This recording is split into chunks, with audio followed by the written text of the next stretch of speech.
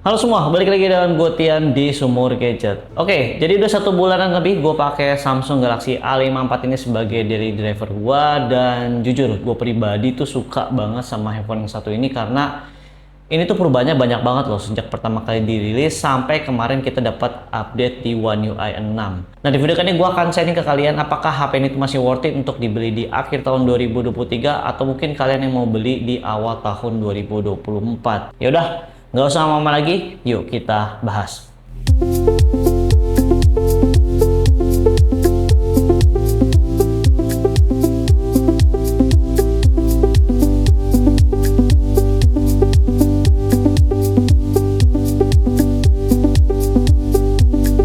Kalau kalian cek di marketplace, ini harganya turun banget. Ini kemarin gue beli yang varian 256 GB nya udah di angka 5,2 jutaan loh. Yang mana dulu waktu awal pertama kali dirilis itu yang varian 128 GB nya aja di harga 5.999.000. Dan ini ngebuat value dari Samsung Galaxy A54 ini menurut gue sangat-sangat oke buat kalian yang mau punya HP all-rounder yang bisa kalian andelin untuk kebutuhan sehari-hari. Di sini gue nggak akan bahas spek secara detail karena udah banyak banget reviewer yang udah bahas Samsung Galaxy A54 yang satu ini. Tapi di sini gue lebih sharing aja pengalaman gue pakai HP yang satu ini. Kita mulai dari One UI-nya dulu deh. Oke, sekarang Samsung Galaxy A54 udah dapat update di One UI 6 dan Android 14. Untuk One UI 6 ini gue pribadi sangat-sangat suka. Dari dulu gue selalu suka One UI-nya Samsung karena simple tapi tetap punya banyak fitur. Gue selalu menyarankan kayak misalkan untuk para orang tua atau mungkin kalian cewek gitu, kalau misalkan mau beli HP Android yang nggak pakai ribet, ya beli Samsung aja sih udah. Karena gini, biar gimana pun setinggi-tingginya spek HP, kalau misalkan user interface itu ribet, orang akan malas juga gitu pakainya.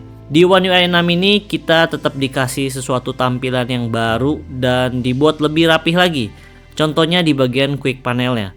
Sekarang tampilannya berubah total semuanya, udah tertata dengan sangat rapi di sini. Kalau gue lihat di sini sih ada 4 bagian ya. Di posisi paling atas atau bagian pertama ada WiFi dan Bluetooth, yang mana ini adalah yang paling sering kita gunakan. Kalau kalian mau pilih koneksi WiFi ataupun Bluetooth, kalian tinggal tap aja di bagian kotaknya. Kalau kalian mau matiin WiFi ataupun Bluetooth, kalian tinggal tap aja di bagian ikonnya. Sesimpel itu. Selanjutnya di bagian kedua, di sini ada toggle-toggle seperti NFC, Dolby, Always on Display, dan lain-lain. Ya pokoknya yang banyak lah yang kalian bisa customize juga, mau kalian tampilin yang mana aja. Selanjutnya di bagian ketiga, di sini tempat untuk pengaturan display kalian, brightness, dark mode, dan eye comfort shield. Yang menariknya di sini adalah di One UI 6 ini, di bagian pengaturan brightness sih.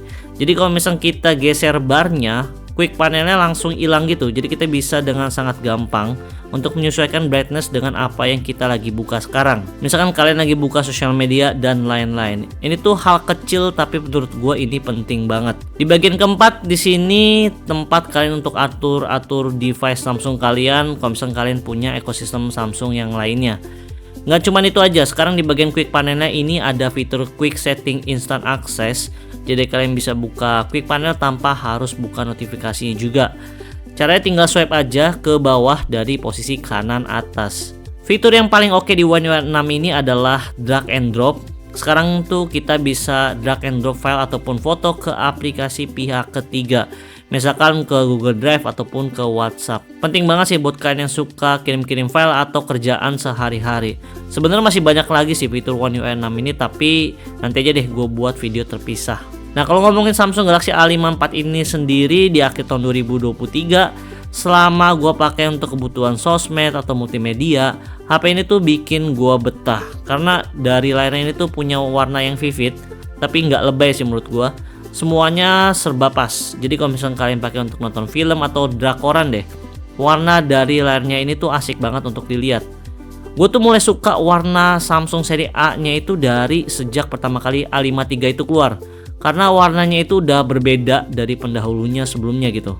Itu kelihatan banget sih kalau misalnya kita lagi nonton film kayak misalkan di Netflix atau mungkin di Disney, ya tempat streamingan lah. Pokoknya intinya kualitas videonya itu harus bagus. Jadinya itu kelihatan banget bedanya dari yang sebelum-sebelumnya. Tapi memang kalau misalkan dari segi tampilan atau desain untuk layar dari HP ini tuh nggak banget sih.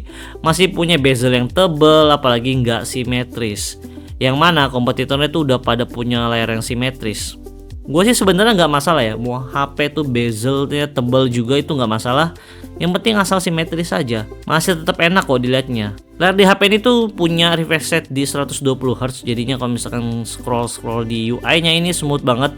Tapi memang One UI di seri A-nya Samsung di sini kadang-kadang gue masih ngalamin yang namanya stuttering di animasi UI-nya. Tapi beda cerita kalau misalkan kalian pakai seri S-nya sih, itu smooth banget. Tapi bukan berarti performance di HP ini jelek loh. Sebenarnya untuk Exynos 1380 ini bisa gue bilang cukup banget untuk kebutuhan kita yang sehari-hari untuk sosial media, editing foto, ataupun video. Gaming-gaming ringan kayak misalkan Mobile Legends atau PUBG ini masih mumpuni banget kok.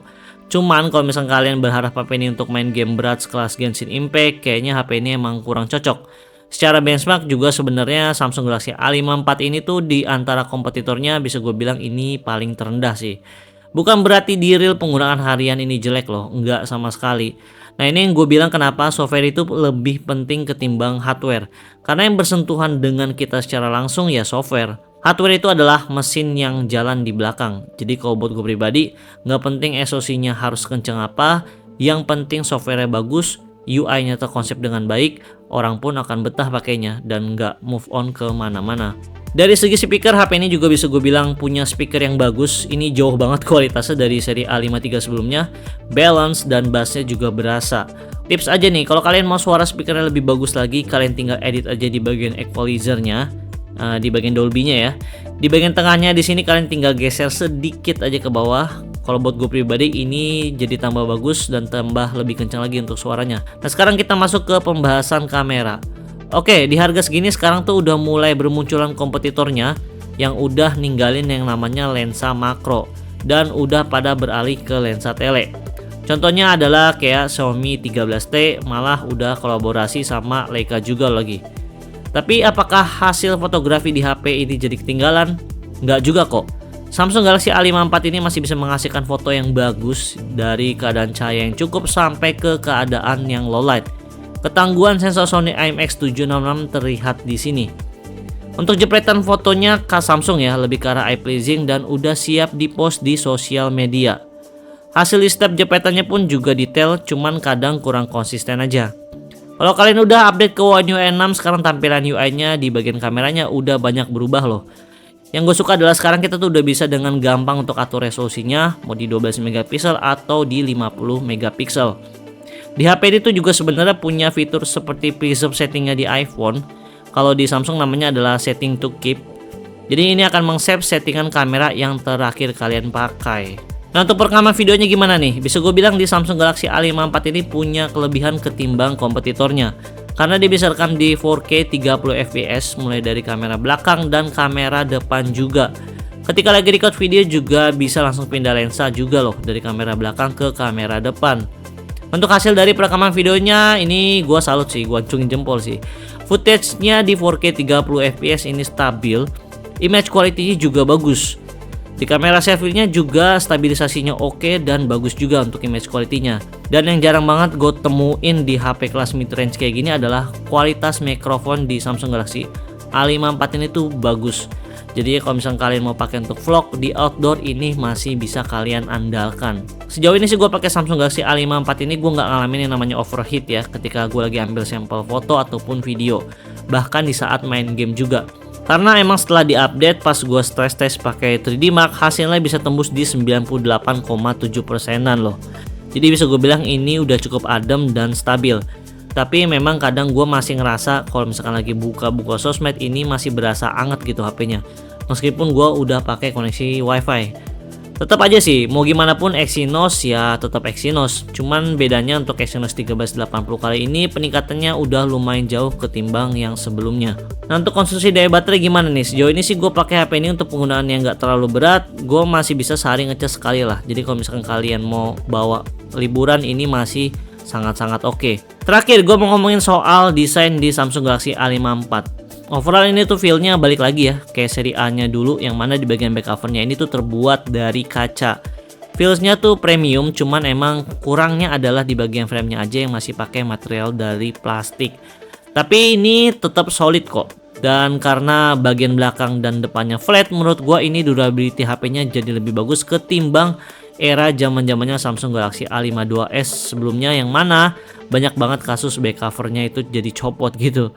Oh ya, nggak lupa HP ini punya rating IP67, tahan air dan debu, jadinya kalau misalkan dipakai untuk hujan-hujanan harusnya masih aman-aman aja.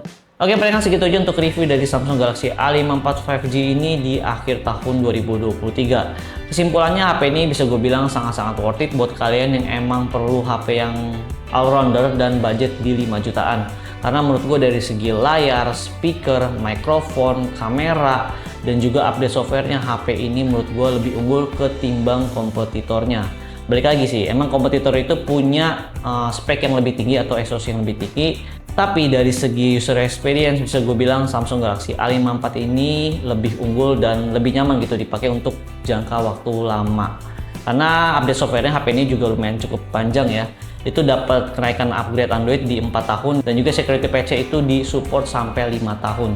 Jadi umurnya menurut gue ini panjang banget. Tapi buat kalian yang nggak terlalu buru-buru banget pengen beli HP atau pengen ganti HP, saran gue kalian tunggu aja sampai Galaxy A selanjutnya itu bakal dirilis oleh Samsung. Karena kabarnya untuk seri S Samsung itu bakal dimajuin di bulan Januari. Biasanya nggak lama dari itu seri penerus dari A54 5G ini tuh bakal muncul. Jadi kalian tunggu aja, siapa tahu peningkatannya jauh lebih bagus lagi ketimbang A54 yang sekarang. Ya udah, segitu aja dari gua. Jangan lupa subscribe biar kalian gak ketinggalan video-video terbaru dari gua, dan jangan lupa juga mampir ke IG atau TikTok Sumur Gadget karena gua juga berbagi banyak banget informasi di sana. Sekalian bantu follow juga. Gua Tian dari Sumur Gadget, pamit.